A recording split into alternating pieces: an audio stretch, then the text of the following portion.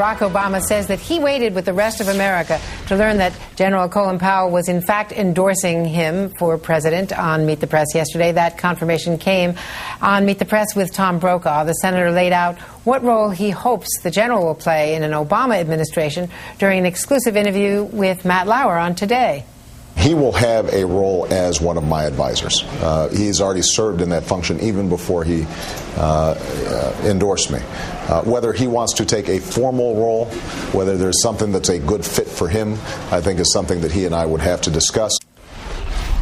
Mark Whitaker is Washington bureau chief for NBC News. Mark, welcome. There's been a lot of argument, pro and con, as to how big an impact this is. Let me just play for you within the hour Rush Limbaugh's reaction.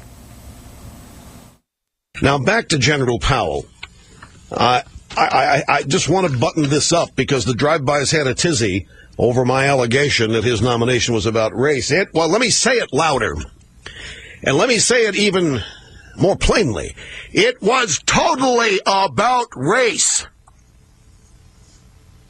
The Powell nomination or endorsement, totally about race. Well, of course, General Powell on Meet the Press said it wasn't about race, that obviously this is transformational and historic, but that his main reasons were in watching the last 6 weeks of the McCain campaign. He was disappointed, was his word, in John McCain's response on the economy, on other issue, on William Ayers. What is your conclusion? Well, Andrew, I'll tell you that if it was only about race, Colin Powell could have endorsed Barack Obama months ago. And getting him on Meet the Press was something that the producers and Tom Brokaw worked months to do. First talked to Powell before the conventions, and he made it clear that he hadn't made up his mind and that he wasn't going to say anything until he had more time to study both candidates and to study their positions. And I think the reason also that he chose ultimately Meet the Press was that he wanted to lay out all of his reasons, which he did very, very eloquently, I thought.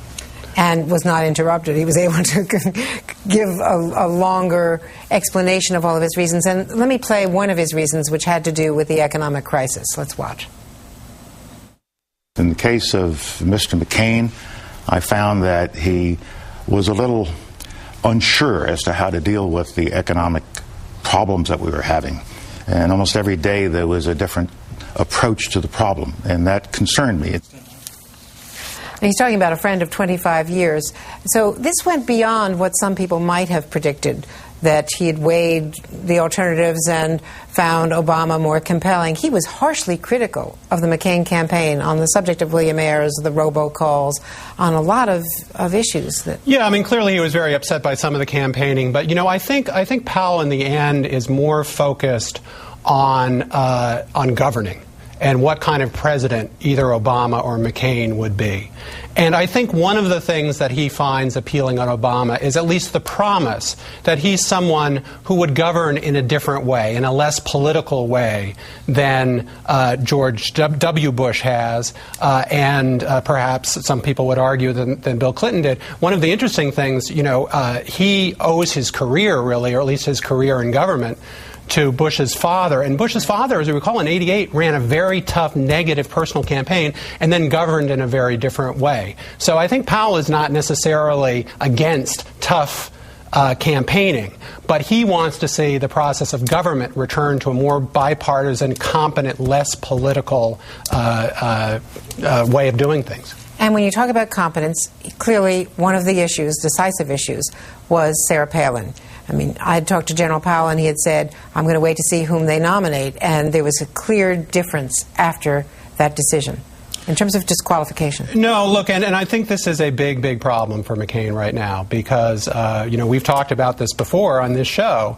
You know, I think there still are questions about Obama in a lot of people's minds. I mean, the fact is, you know, he doesn't have a tremendously long record. People are, in a way, you know, people who support him are taking a little bit of a chance on what kind of president he's going to be. It's more about temperament, it's about intelligence and so forth and so on that he's shown in this campaign.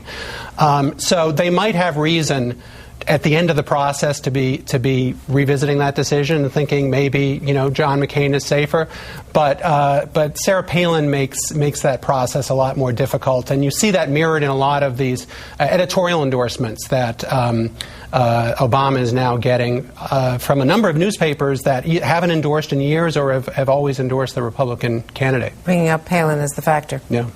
Mark Whitaker, thank you very much.